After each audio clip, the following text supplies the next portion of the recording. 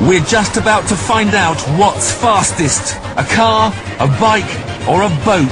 It's the best of three, and this is race 1.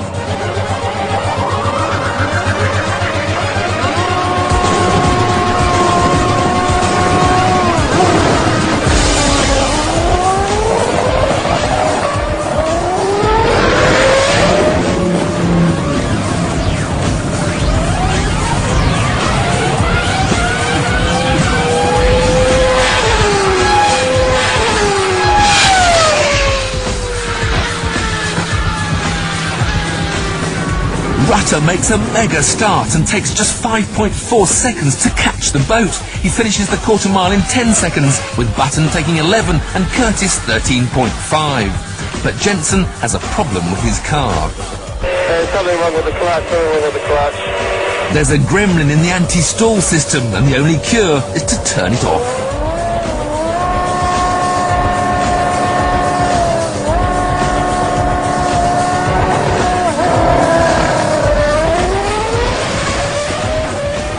This time, Button gets a better start and manages to pull away at the halfway point to take the win in 9 seconds. Rutter is 4/10 behind, with Curtis again clocking 13.5 seconds.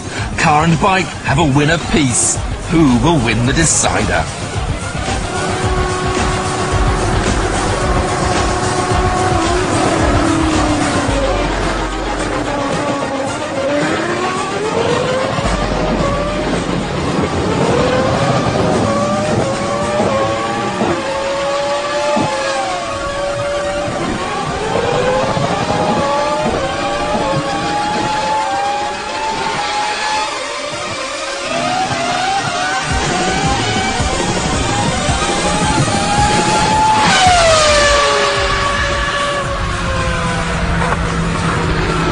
It was an epic battle, and although level for the first 100 metres, as soon as Button could use full power, he streaked away from a wheeling Rutter, with Curtis again finishing 3 seconds behind. The boat may have more power than the bike, but it's simply too heavy to be a threat. Its top speed of 75 miles an hour is massively quick on water, but even crossing the line at full pelt isn't a big enough advantage, although in fairness, it is the only one which comes with a warranty. You may have thought with a contact patch the size of a palm, the bike's problem would have been grip. But a super sticky tyre compound meant there was no wheel spin at all. Instead, the big problem is a tendency to wheelie. On one wheel, you can't use full power without flipping over.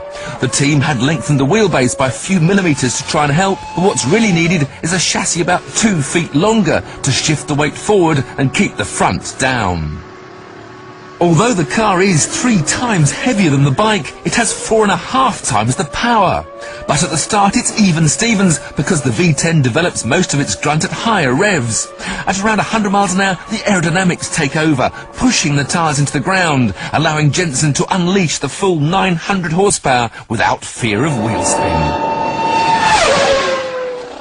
To celebrate his win, Jensen kindly demonstrates what would have happened if he'd used full power from the start. His tyres would have been completely overwhelmed. With over 18,000 RPM bouncing off the rev limiter, it's a final fitting flourish for one of the 100 engines Honda will build for the Grand Prix season.